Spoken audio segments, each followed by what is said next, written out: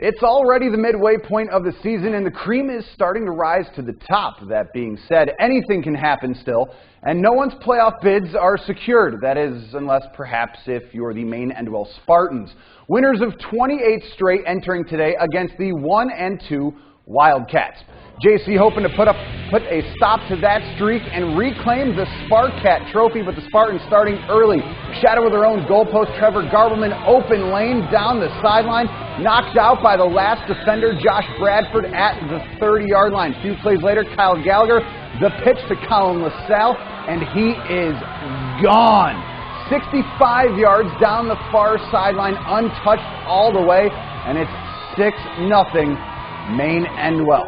Let's make it 14-0 now with the time winding down in the second half.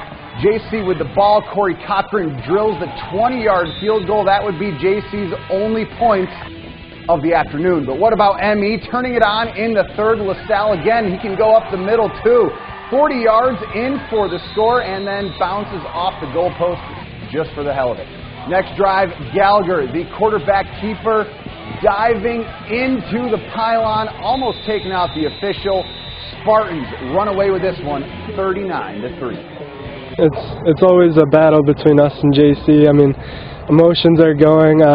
We knew we had to stick to our basics and pound that. I think we might have got a little bit, crazy there as far as, not staying focused. So I think our guys did a fantastic job coming out in the second half and playing well. To see extended highlights of tonight's game, it's our game of the week on 4th and Goal. That's tomorrow's Spartans host Norwich in week 5. Let's keep this train moving. Tigers looking for 2 wins in a row, hosting the winless Little Red. Opening kickoff, CJ Krowiak coming down with the catch, and they might as well just kicked it out of bounds. He takes over from there all the way down the sideline. He eventually gets knocked out of bounds, but the Tigers do score on that drive. There's just no quit in Krowiak as he's dodging defenders left and right. There he gets knocked out of bounds. Few possessions later for the orange and black, Sammy Davis Jr. Yes, that's his real name, and yes, we love it. One of the fastest running backs in all of Section 4, taking it all the way in for the score. He had 197 yards rushing in the first half alone. UE in the huge blowout win, 55-6. How about the other Tigers in Seton Catholic Central territory? That's TIOGA.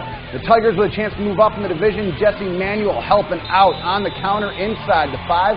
That's the Tigers TD, and they are on top. Third quarter, Saints trying to get into it. Robert Olson throwing, but it's picked off by Dylan House. Luckily for Seton, though, he's kept out of the house. Get it?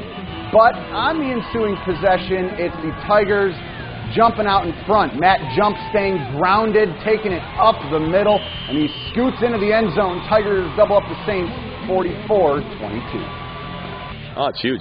Every game right now is a must-win. And we're talking about division, and our ultimate goal is that division championship. And our division's tough. We have Harpersville, Sydney coming down the road. But for the Tigers, that next test is against the Blackhawks of Oxford. Susquehanna Valley hosting Corning out in Sabre Country. First quarter, Dave Matthews tossing to Jake Hawley, and the Ants are marching. First down, Sabres. Later on that drive, it's Marquise Johnson on the handoff. Just gets in for the touchdown, and it's 7-0 Sus Valley. With time winding down in the quarter, it's Ty Timmerman running up the middle. Not going down for nobody. Finally taken down inside Sabre territory, and Corning finishing off the drive.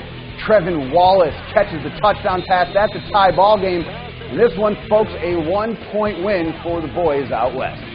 Meanwhile, Trumansburg at Shenango Valley, and the Warriors fans are pumped up for this one, and with good reason. Second quarter, Brian Pert keeping it himself, in for the touchdown all the way down. And it's 35-0 for the Warriors. Fourth quarter now, CV backup quarterback Harold Jones with the run. Warriors would score on that drive, and they win big, 48-0, a shutout for Shenango Valley. Well, I think we had some issues in the first half. They were stunting through some linebackers. We kind of cleaned that up in the second half. We kind of went in and made a halftime adjustment even though the score was lopsided. So, we're going to need to be able to do that stuff in games where it's a little closer. For the Warriors, their next test takes them all the way out to Green on Friday.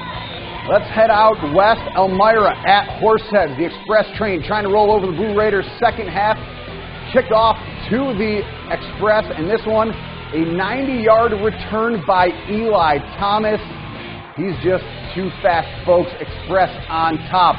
More action from the third. Rayshawn Brooks pitching to Thomas. You can call it a pitch perfect. Thomas finds Pater. Express win 59-14. In Newark Valley, first quarter action between in Elmira rather. Edison, Newark Valley. Baylor taking it back on the return on the opening kickoff. This is the first kickoff of the game, getting it started early. 80 yards all the way down into the house, but watch out here. An illegal block in the back right there brings this one back, but it wouldn't matter much in the end of the game. Let's fast forward to the second quarter action. Cardinals now. Vincent Darpino, handoff to Larry Kazmarsik. Outside for the short gain. Flag on the play. Good enough for a first down, though. A few plays later, Darpino to Baylor. His second touchdown from midfield just today. And the Cardinals run away with this one, 46-6, your final.